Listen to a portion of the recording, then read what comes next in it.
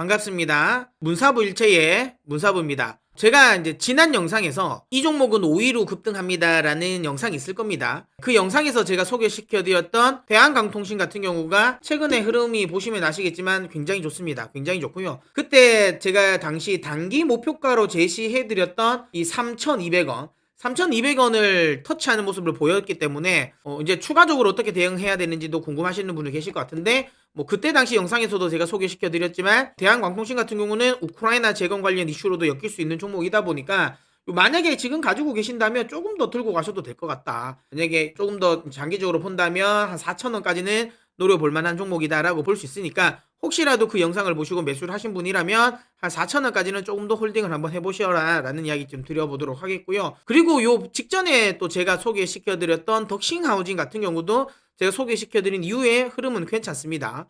덕신하우징 역시도 지금 보시면 아시겠지만 흐름 자체가 소개시켜드린 이후 계속 좀 상승을 하고 있는 모습이고요. 특히 덕신하우징 같은 경우는 지금 최근 들어서 네옴시티 관련 이슈가 단순 테마가 아니라 이제 실제로 거기서 수혜가 되는 종목들 중심으로 해서 여전히 상승세를 유지하고 있는 상황이기 때문에 덕신하우징 계속 긍정적으로 보고 제가 목표가로 제시해드렸던 3,000원까지는 들고 가셨으면 좋겠다라는 이야기 드리도록 하겠습니다. 자, 이렇게 제가 소개시켜드렸던 종목들이 괜찮은 흐름을 보이고 있습니다. 그래서 오늘 또 제가 또 그런 종목을 하나 가지고 나왔는데요. 다만 오늘 종목은 이전에 제가 소개시켜드렸던 종목과는 좀 다르게 한 달 정도만 우리가 대응을 하자. 좀 길게보다는 좀 단기적인, 길어야 한 달 정도만 한번 끌고 간다는 생각으로 12월을 대비한다라는 생각으로 종목을 대응하면 괜찮겠다라고 생각해서 가지고 나온 종목입니다. 종목은 남화토건입니다. 남화토건이고요. 남화토건이라고 하면 많은 분들이 이름을 뭐 주식을 좀 해보신 분들은 아시겠지만 테마주죠. 무슨 테마주입니까? 맞습니다. 이낙연 관련 테마주가 되겠고요. 아무래도 남아토건의 이 오너가 이낙연 민주당 전 이제 당대표와 이제 고교 동창이면서 이제 인맥 관련 이슈로 좀 엮이기도 하고, 특히 남아토건이 어쨌든 전라도를 중심으로 사업을 주력으로 이제 하고 있다 보니까 이낙연 관련 종목으로 계속 이제 엮이고 있는 흐름인데요. 아직까지 뭐 대선, 뭐 총선도 멀었는데 왜 이걸 지금 카드로 꺼내는가? 좀 의아해하실 수도 있는데요. 최근 들어서 민주당 내의 분위기가 조금은 좀 달라지고 있죠. 그러면서 여기 보시는 것처럼 이낙연 테마주가 최근에 좀 뜹니다. 물론 뭐 한동훈 장관 관련 종목도 움직이고 있는데, 이낙연 이 관련주도 최근 들어서 이낙연 이 전 당대표의 조기 등판설이 일면서 흐름이 나오고 있고요. 단순히 그냥 이 설만 나오고 그냥 주가가 움직이지 않았으면 저는 뭐 그리 관심을 안 가졌을 것 같은데요. 보시는 것처럼 실제로 수급이 들어오고 있습니다. 실제로 여기 보시면 수급이 이렇게 지금 들어오고 있는 모습이죠. 수급이 들어오고 있고, 실제로 주가도 역시나 기술적으로 차트적으로 이쁘게 만들어 놨어요. 차트가 이렇게 만들어진다라는 거는 이거를 대응하는 애들이 있다라는 거예요. 대표적으로 대선 테마, 정치 테마들은 늘 세력들이 있어요. 늘 세력들이 있고, 그러면서 이제 이슈가 좀 나올 때마다 이제 건드려 주는 거고, 제 생각은 그렇습니다.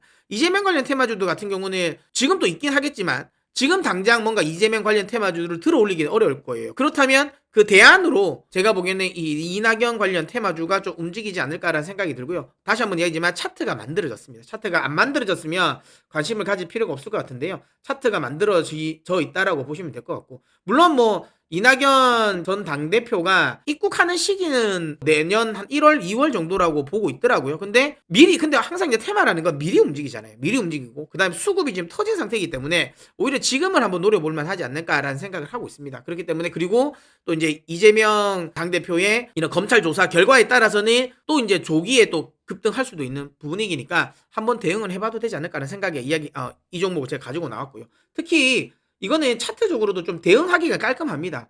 9,000원 라인이 손절가가 명확하거든요. 그러면 9,000원을 이탈한다면 내가 손절하면 된다라는 생각으로 9,000원 손절가 잡고 대응하기도 편하다. 차트도 이쁘게 만들어졌고, 손절가도 깔끔하게 형성이 돼 있다라는 거. 그렇다면 뭐 굳이 뭐 테마로서의 흐름이 아니더라도 그냥 차트만 보고 차트 공략으로도 들어가 볼만 하다라고 저는 생각되기 때문에 이 종목을 가지고 나왔고요. 단계적으로 본다면 기술적으로 요 라인 정도는 되겠죠.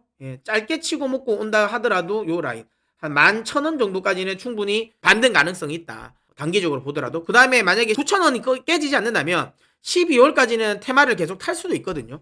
그렇다면 그거까지 감안한다면 조금 한 14,000원까지도 노려볼 수 있는 종목이지 않을까라는 생각을 하고 있습니다. 그래서 한번 공략을 해볼 만하다고 보고요. 다만 건설주들이 특히 이제 남아토공 같은 경우는 해외 건설 쪽보다는 국내 건설이 거의 집중돼 있다 보니까 아무래도 국내 건설 경기에 큰 영향을 미칩니다. 근데 여러분들도 아시는 것처럼 최근에 이제 국내 건설 경기가 안 좋아요. 그래서 중소형 건설사들 같은 경우는 자금난에 많이 빠져 있고 또 PF 대출 문제도 있기 때문에 분명히 좀 리스크가 있을 수는 있는데 다행스럽게 남아토공 같은 경우는 보시면 아시겠지만 재무제표가 굉장히 깔끔합니다. 그러니까 재정적으로 굉장히 안정적인 흐름을 보이고 있고요. 특히 지금 유보율 같은 경우도 엄청나죠. 부채도 거의 없는 회사입니다. 그러니까 자금 조달과 관련된 자금 리스크, 금융 시스템에 대한 리스크는 없는 것 같습니다. 그렇기 때문에 이런 부분에서도 좀 이제 중소형주, 이런 관련 쪽에 이 건설사들의 리스크는 좀 피할 수 있다.